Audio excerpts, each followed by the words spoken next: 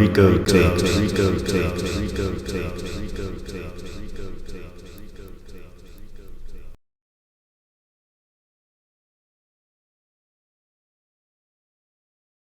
So can you give me some examples of protected concerted activity? Yes, Sharon, concerted activity is basic, it's fundamental to collective bargaining, and it's any activity employees engage in that with the intent of organizing to negotiate better working conditions and wages and to improve their working conditions. Now, when you talk about protected concerted activity and unprotected, we'll talk a little bit about Section 3 of the National Labor Relations Board again, because depending on what labor board is in there, if it's a, let's say, a GOP board or it's a Democratic board, they might find things. One board might protect some activity, and then a few years later, under another administration, another board may unprotect some activity. So basically, it's been a tug of war since 1947. What is concerted and what is protected and what's unprotected concerted activity. So that's why it's so important when you vote. You understand you are electing a president who's going to choose your next labor board, and if you are a working person, it might be more important than your U.S. senator. I'll give you some examples. Let's say you're working in a hotel, and the hotel chain comes out and says everybody making $10 an hour next week is going to be making $8 an hour.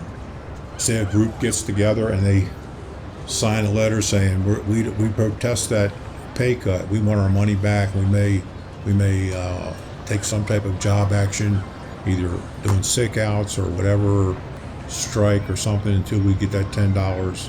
And they send a letter and everybody signs it, and they send it up to the bosses. Well, the bosses look at it and they say, well, who's the ringleaders here?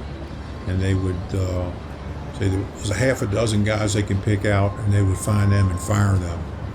Well, they could put a complaint into the National Labor Relations Board because they were engaging in protected concerted activity at that time. And when that happens, usually the labor board, what they'll do is they'll make a finding for the employees, and they'll give them back pay and an order of them to reinstate their jobs. And that's one of the fundamental weaknesses of the board too, is because that's all an employee can basically get unless he wants to sue in court and go above and beyond the board. But usually the courts will remand whatever case there is back to the board and get their original decision before they even act on it. So Walter, where are we at today with the Taft-Hartley Act, and how is that helping labor? Let me think about this, Sharon. First, understand that basically the Wagner Act was rewritten by the Taft-Hartley Act, basically repealed it. So what we have today is the Taft-Hartley Act that contains what's left of the original Wagner Act. But in both the original Wagner Act and the Taft-Hartley Act, they retained a lot of the findings and policies that we just went over.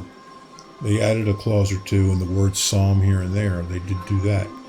But the last statement has never changed. And that was in 1935. It was the policy of the government then, and it's the policy of the United States government today. And it goes something like, it is declared to be the policy of the United States to eliminate the causes of certain obstructions to the free flow of commerce. And I think it goes on and on to say, but that it is the policy of the United States to encourage the practice and procedure of collective bargaining. So that means that is the policy of the United States today. How you wouldn't know it really, because we're only 6% of the private workforce is organized, which brings up another point, and that point is that the Wagner Act, or the Taft-Hartley Act, does not pertain to federal, state employees, any type of government employees. It doesn't pertain to agricultural workers. It's just basically private sector workers. and that's what it was written for. But the policy is the original policy as it was then. It is right now, and that's to encourage the practice and procedure of collective bargaining. So if you want to organize in your workplace, you are totally American. You are engaging in American policy, and the people that fight that policy, you could say they're anti-American because they're against the policy of the United States. And let me see the copy you got. Let me read it how it goes. Is by encouraging the practice and procedure of collective bargaining, and by protecting the exercise by workers of full freedom of association. So workers always have the full freedom of association. So you go to work and start talking about football games and birthday parties and things like that, you're associating.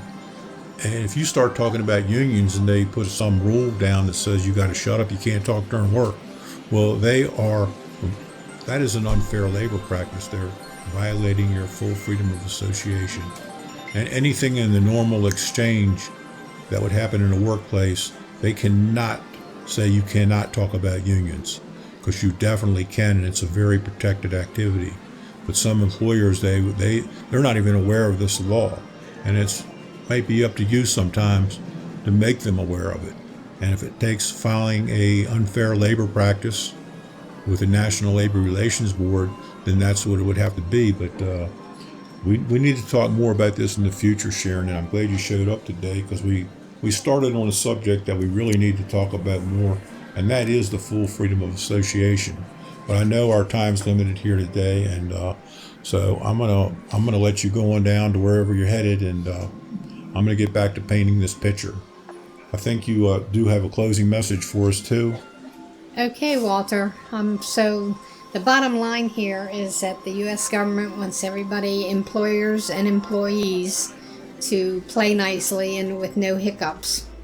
And by the way, if anybody has any questions for Walter, you can always email him at walterico1301972@gmail.com.